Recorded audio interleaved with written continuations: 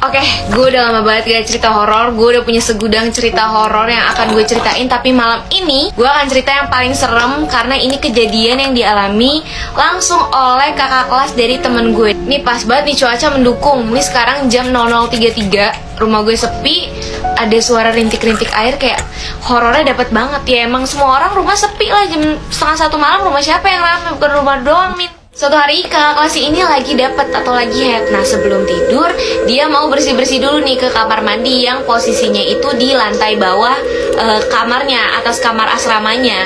Temen-temennya ini udah pada mau siap-siap mau tidur. Nah dia sendiri nih ke kamar mandi. Gue nggak tahu ini emang pemberani abis gitu kan, strong woman do bungsun, nggak dong itu drakor. Ya pokoknya dia ke kamar mandi.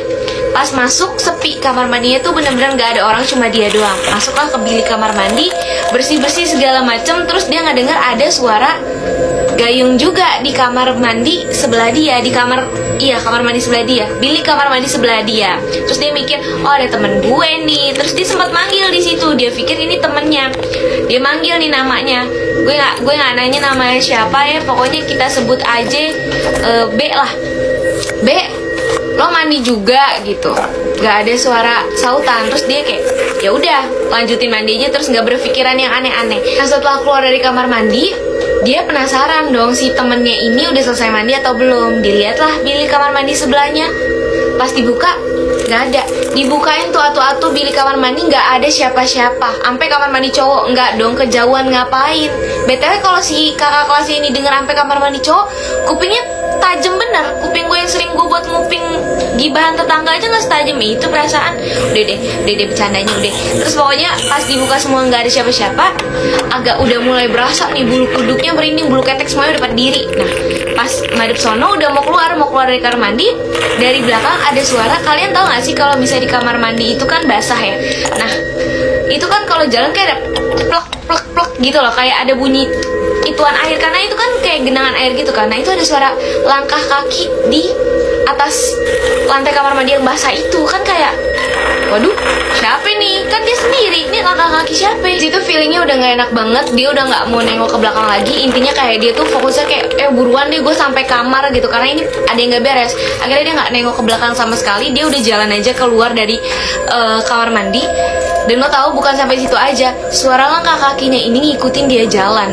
Bahkan di saat dia benar-benar udah panik banget, dia lari. Dia benar-benar lari, jalan cepet sampai lari estafet, sampai garis finish. Nggak dong, nggak lucu sumpah. Kayak dia lari, itu suara langkah kakinya juga ikut cepet. Jadi benar-benar dia lari, suara langkah kakinya juga benar-benar lari juga ngikutin dia. Seperti yang gue bilang tadi, kamar mandinya itu letaknya di lantai bawah kamar asrama. Jadi pas dia ke kamar itu kan dia harus naik tangga. Lu bayangin, ada langkah kaki ngikutin naik tangga cepet banget, ngikutin ritmenya dia. Kagak ada wujudnya tapi langkah kaki dong. Lu bayangin aja lu kayak begitu, apa yang lo lakuin. Akhirnya dia sampai di kamar, semua teman-temannya udah pada tidur, lampu juga udah gelap. Dia buru-buru masuk ke dalam selimut, tutupin barang-barang yang dia bawa pas mandi itu udah nggak diberesin, bener-bener dibawa sama dia ke dalam selimut, tutup. Itu ada suara manggil nama dia. Tapi sorry banget gue lupa nama kakalnya siapa, karena teman gue ceritanya udah lumayan lama nih gitu. Jadi kita umpamakan aja namanya Nindi. Jadi pas dia nutup selimut, itu bener-bener di samping kupingnya ini, masih selimutan nih, di samping kupingnya ada yang manggil Nindi. Udah lu pada nggak usah pada nanya-nanya bau nggak tuh mulutnya, nggak usah, udah basi itu udah basi. Pokoknya setelah dia baca doa segala macem, itu nggak lama udah nggak ada suara lagi, udah nggak ada suara langkah kaki, udah nggak ada suara yang manggil dia. Dia kira ngeberaniin untuk nurunin selimut. Pas turunin selimut, bener-bener itu si setannya itu dimuncul di muka dia guys, yang kayak bener-bener langsung teriak. Kakak kelasnya bangunin satu kamar. Terus ya udah, akhirnya si kakak kelasnya ini trauma sekitar 1 minggu. Dia tuh nggak mau ditinggalin, bener-bener harus ditemenin kemanapun dia pergi. Gue kalau jadi dia kayaknya gue nggak akan seberani dia sih, yang kayak berani untuk jalan sendiri ke kamar, padahal kayak jelas-jelas dia dengar suara langkah kaki dari belakang tapi nggak ada wujudnya. Itu kayak, itu berani banget sih. Kayak makanya gue bilang ceritanya serem banget, karena itu tadi sih, kayak wow, amazing bro.